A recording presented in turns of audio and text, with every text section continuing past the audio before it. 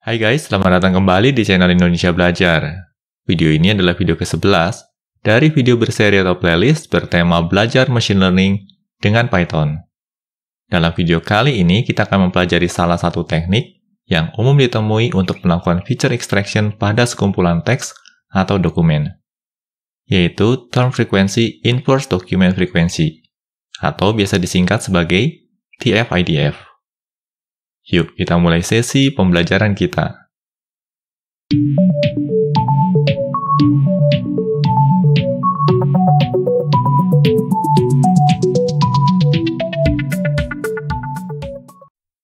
Oh ya guys, sekadar mengingatkan, bagi kalian yang mendapatkan manfaat dari video ini, jangan lupa untuk memberikan like pada videonya. Dan bagi kalian yang belum subscribe di channel Indonesia Belajar ini, pastikan kalian untuk subscribe dan aktifkan juga tombol loncengnya. Karena di tiap minggunya, kami selalu mengupload video-video tutorial terbaru terkait dunia IT. Jadi, pastikan kalian untuk stay tune terus di channel Indonesia Belajar ini.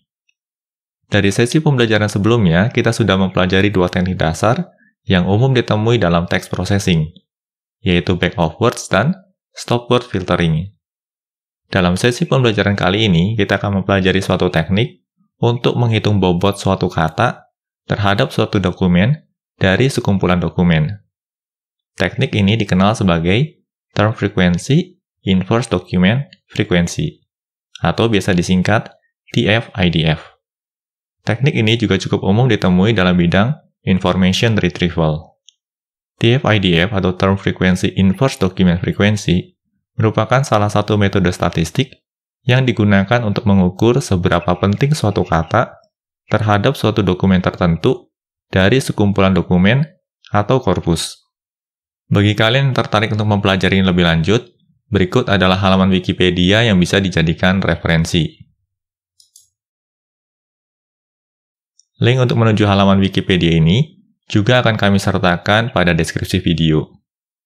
TF-IDF ini pada dasarnya melibatkan perkalian antara dua nilai, yaitu nilai TF atau Term Frequency dengan nilai IDF atau Inverse Document Frequency. Nah, di sini kita akan pahami kedua bagian tersebut. Kita scroll down dulu ya. Pertama-tama kita akan pelajari term frequency terlebih dahulu. Terdapat beberapa opsi formula yang bisa digunakan untuk merepresentasikan term frequency. Formula yang paling sederhana adalah dengan menghitung jumlah kemunculan suatu term atau suatu kata pada suatu dokumen. Formula semacam ini seringkali dikenal sebagai raw count. Hanya saja implementasi term frequency pada scikit-learn tidak mengadopsi formula semacam ini. Term frequency yang diimplementasikan pada scikit-learn menerapkan formula sebagai berikut. Term frequency adjusted for document length, di mana term frequency diekspresikan sebagai hasil pembagian antara jumlah kemunculan suatu term pada dokumen dengan total jumlah kata yang terkandung dalam dokumen tersebut. Nah, ini merupakan ekspresinya secara matematis. Dan ini merupakan formula dari term frequency yang juga diadopsi pada scikit-learn. Kita scroll down ya. Selanjutnya kita akan pelajari inverse document frequency. Sama halnya dengan term frequency, di sini juga terdapat beberapa opsi formula yang bisa digunakan untuk merepresentasikan inverse document frequency. Formula yang paling sederhana adalah dengan menghitung nilai log dari pembagian antara total jumlah dokumen dalam suatu korpus dengan jumlah dokumen yang mengandung term tertentu.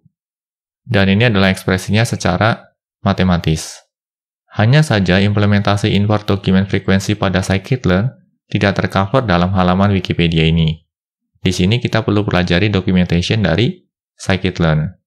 Kita tutup dulu ya halaman Wikipedia-nya. Dan ini merupakan link untuk menuju halaman documentation yang kami maksud tadi.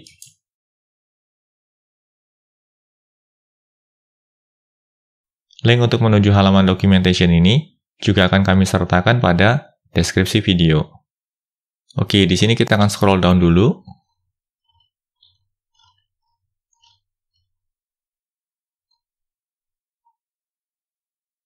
Nah, ini dia formulanya.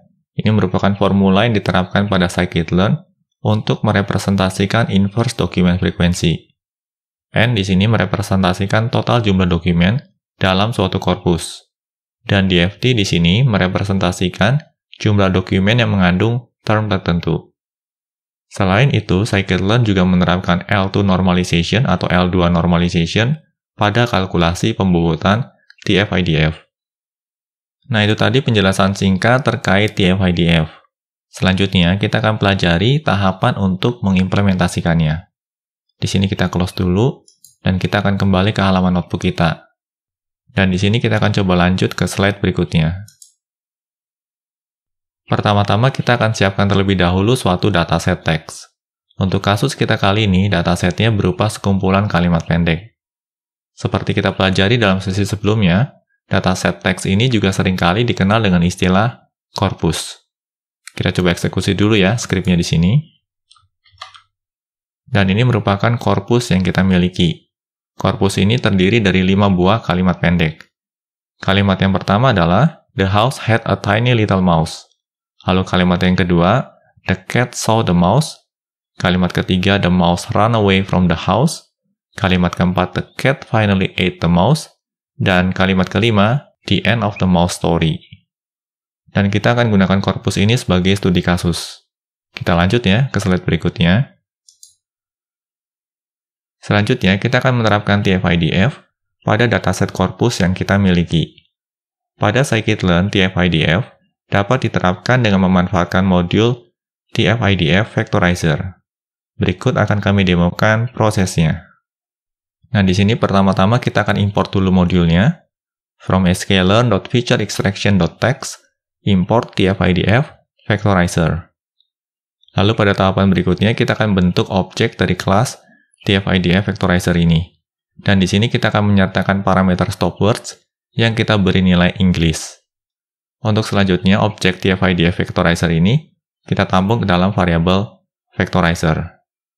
Nah, pada tahapan berikutnya, kita akan memanggil metode fitTransform dari objek Vectorizer ini, dan akan kita terapkan pada korpus yang kita miliki.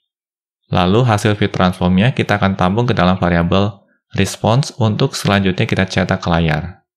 Kita coba eksekusi ya skripnya di sini. Nah, di sini mungkin kalian mulai mengalami kebingungan terkait bagaimana cara mengartikan setiap angka yang ada di sini. Kita akan pelajari satu persatu ya. Yang pertama adalah yang ada di sisi paling kiri dulu. Nah, angka-angka yang ada di sini, ini merepresentasikan indeks dari korpus kita. Di sini ada 0, ada 1, ada 2, ada 3, dan ada 4. Indeks 0 ini merepresentasikan kalimat pertama dari korpus kita. Indeks 1 berarti merepresentasikan kalimat kedua dari korpus. Indeks 2 ini merepresentasikan kalimat ketiga dari korpus kita, dan seterusnya. Bagaimana guys terkait ini dulu? Harapannya bisa dipahami ya. Lalu berikutnya adalah angka pada kolom yang kedua, yang ada di sini. Nah, angka-angka ini merepresentasikan indeks dari features name yang dihasilkan dari back of words kita. Kita coba scroll down dulu ya. Nah, untuk lebih jelasnya, di sini kita bisa panggil vectorizers.getFeatureNames. Kita coba eksekusi dulu ya. Nah, ini dia, ini merupakan kumpulan token yang sudah dieliminir stopword-nya. Bisa kita lihat di sini ya, ada 8, away, cat, and, dan seterusnya. Dan token-token ini diurutkan berdasarkan urutan alfabetik.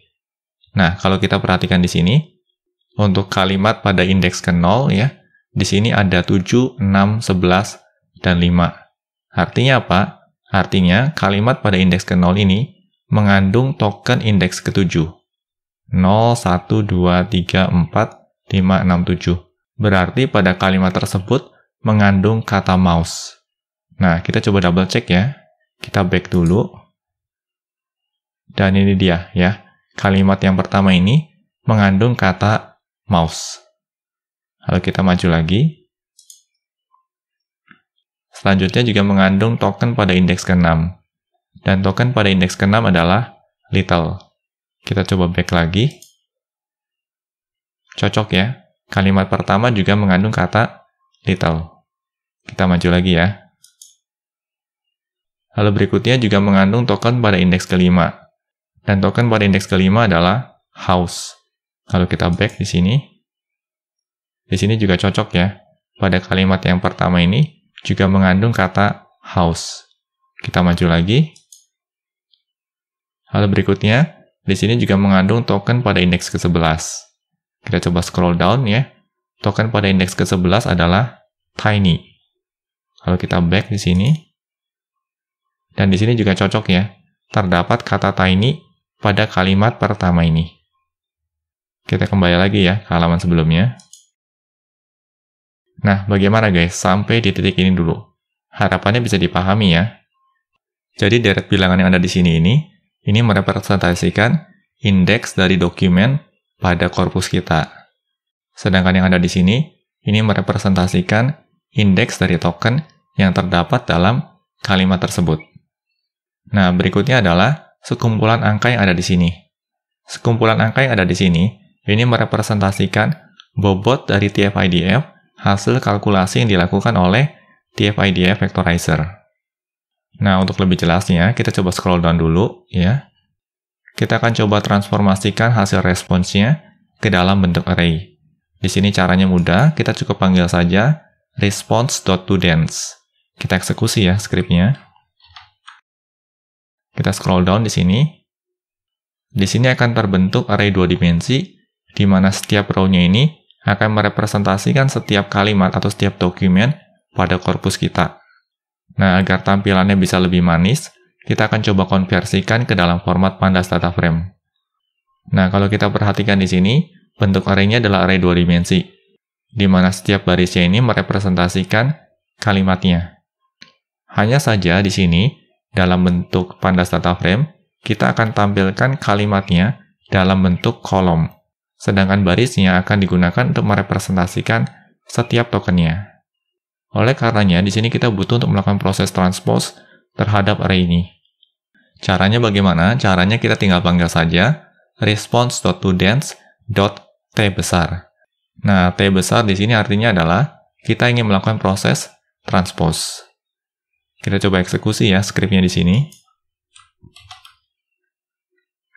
Kita scroll down. Dan ini dia hasilnya. Nah, di sini informasinya menjadi lebih jelas ya. Ini merupakan dokumen pertama, dokumen kedua, dokumen ketiga, dan seterusnya. Lalu baris pertama ini merepresentasikan token 8, ini merepresentasikan token atau kata away, yang ini merepresentasikan token atau kata cat, dan seterusnya. Lalu berikutnya, cara membacanya seperti ini. Untuk kata cat ini terdapat dalam dokumen kedua, dan juga terdapat dalam dokumen keempat. Hanya saja kata cat ini memiliki bobot yang lebih tinggi pada dokumen yang kedua bila dibandingkan pada dokumen yang keempat. Nah, nilai pembobotan yang ada di sini, ini merupakan nilai pembobotan yang sudah dinormalisasi dengan menggunakan L2 normalization. Nilai terkecilnya adalah 0,0 dan nilai terbesarnya adalah 1,0. Semakin tinggi bobot suatu kata terhadap suatu dokumen, mengindikasikan bahwa kata tersebut semakin layak untuk digunakan sebagai keyword atau kata pencarian terhadap dokumen tersebut. Nah, bagaimana guys? Harapannya bisa dipahami ya. Demikian sesi pembelajaran terkait TF-IDF. Semoga materi pembelajaran yang disampaikan dapat membantu kalian dalam mempelajari machine learning. Pastikan juga untuk terus mengikuti materi pembelajaran lanjutan di channel ini. Bila mana ada pertanyaan atau masukan terkait materi yang disampaikan dalam video pembelajaran ini, kalian dapat menuliskannya pada kolom komentar di bawah ini. Kami akan selalu berusaha untuk menanggapi setiap pertanyaan dan masukan yang kalian sampaikan. Oke guys, semoga video ini bermanfaat bagi kita semua. Jangan lupa untuk komen, like, share, dan subscribe tentunya, karena ini akan membantu kami untuk terus menghasilkan materi-materi pembelajaran berkualitas lainnya. Salam Indonesia Belajar, banyak belajar biar bisa bantu banyak orang.